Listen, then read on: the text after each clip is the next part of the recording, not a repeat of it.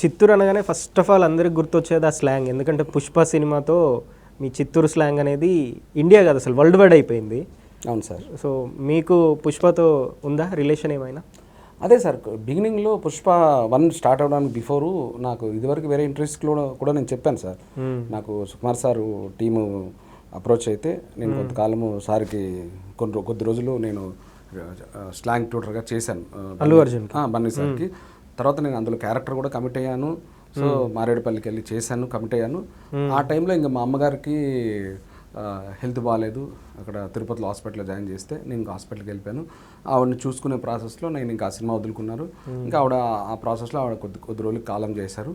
So అప్పుడు నాకు ఆ టైంకి నాకు పుష్ప సినిమా అవకాశం అనేది మా అమ్మగారి ముందు అది నాకేమి అది నాకు పెద్ద ఇంపార్టెంట్ అని అనిపించలేదు. ఎందుకంటే మా అమ్మగారికి వెళ్ళి నేను అది చివరి రోజులు అనుకోలేదు, బట్ చివరి రోజులు అయ్యాయి.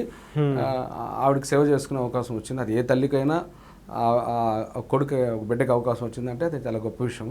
కాబట్టి అలా నేను బ్యాడ్ లక్ అని కూడా అనుకోను సార్.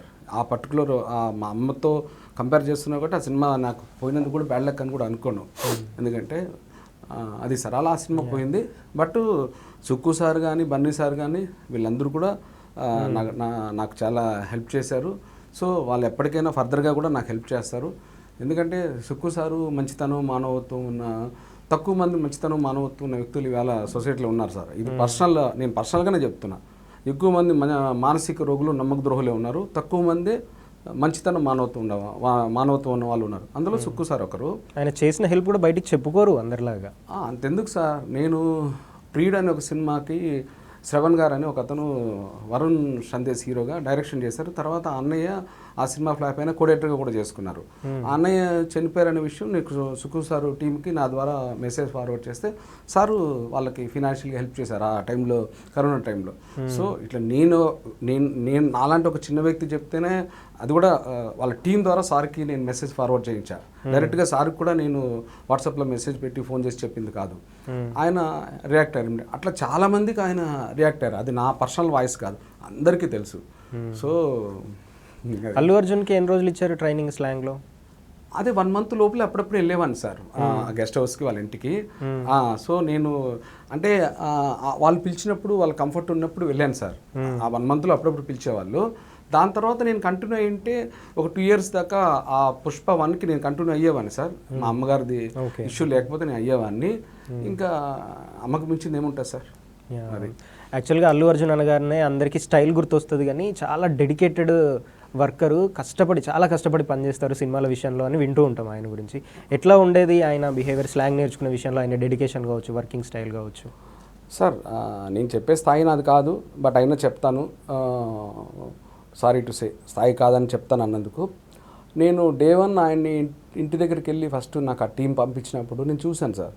చాలా సాధారణమైన వ్యక్తిగా, నేను ఇంత పెద్ద స్టార్నని లేదు సార్, చాలా సాధారణమైన వ్యక్తిగా నన్ను రిసీవ్ చేసుకొని నాతో చాలా బాగా మాట్లాడి, టిఫిన్ చేశారా, కాఫీ దగ్గర, ఇదంతా మీ ఫ్యామిలీ బ్యాక్గ్రౌండ్ ఏంటి, ఏం చదువుకున్నారని, పిల్లలు ఎంతమంది, ఎన్ని మాట్లాడి, మా పిల్లల ఫోటోలు, ట్విన్స్, నా పిల్లల ఫోటోలు కూడా ఆయన ఆ రోజు చూసి చాలా ఆప్యాయంగా మాట్లాడారు. సో అట్లనే ఆ వర్క్ ఎవరినైనా, అది చిన్న పెద్ద అని పక్కన పెడితే చాలా ఆప్యాయంగా మాట్లాడారు. ఎందుకంటే నేను ఆయనతో పర్సనల్గా ఫేస్ చేసి నేను చెప్తున్నాను, వాళ్ళ దగ్గర వీళ్ళ దగ్గర విని నేను చెప్పట్లేదు సార్. సో నేను పర్సనల్గా నాకు ఆయనతో ఉన్న పరిచయమే నేను చెప్తున్నాను. మళ్ళీ హార్డ్ వర్క్ అంటారా, ఆ స్లాంగు నేను నేర్పించింది కొంతకాలమే అయినా ఆ ఫస్ట్ స్లాంగ్ కోసము ఒకసారి నేను చేసి చూపించేవాడిని. తర్వాత బాడీ లాంగ్వేజ్, తర్వాత ఎక్స్ప్రెషను, తర్వాత ఆ డైలాగు టైమింగ్ ఉంటుంది, తర్వాత నా టోను, ఇట్లా 5 సార్లు నేను చేసి చూపిస్తే ఆయన తీసుకొని, లేదు నేను ఇంకేదో నాకు కావాలి, ఇంకేదో నేను తక్కువ చేస్తున్నాను నీకు అనిపిస్తుంది అని, అంత పెద్ద స్టారు మనల్ని మళ్ళీ కరెక్షన్ అడిగేవాళ్ళు.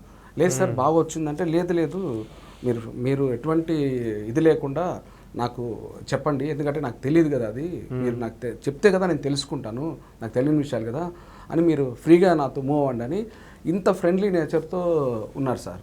సో ఎందుకంటే ఇవన్నీ నేను నా కళ్ళారా, ఇప్పుడు మీతో నేను ఎలా మాట్లాడుతున్నానో సార్తో ఇట్లా ఫేస్ టు ఫేస్ ఇలా కూర్చొని మాట్లాడేవాడిని, సుక్కు సార్తో కానీ బన్ను సార్తో కానీ. సో నేను ఆ ఎక్స్పీరియన్స్తోనే నేను మీకు చెప్తున్నా సార్. కానీ స్టేజ్ మీద వేరే ఎవరో ఒక అబ్బాయిని చూపించారుగా, ఈయన నాకు స్లాంగ్ నేర్పించారని అల్లు అర్జునే ఇంట్రడ్యూస్ చేశారు ఒక. అవును సార్, నేనేమన్నాను, నేను కొద్ది రోజులు బిగినింగ్లో మీరు వెళ్ళిపోయిన తర్వాత ఆ అబ్బాయి వచ్చారా? తర్వాత శ్రీకాంత్ అని ఏడీ కమ్ ట్యూటరు నేను చేయలేదు చెప్పాను కదా సార్. మా అమ్మగారికి హెల్త్ బాగాలేదు, ఆవిడ హాస్పిటలైజేషన్ అయ్యారు, తర్వాత కాలం చేసేసారు. సో కాబట్టి నేను ఆ టీంకి చెప్పేసి నేను పర్మిషన్ తీసుకుని వెళ్ళిపోయాను సార్.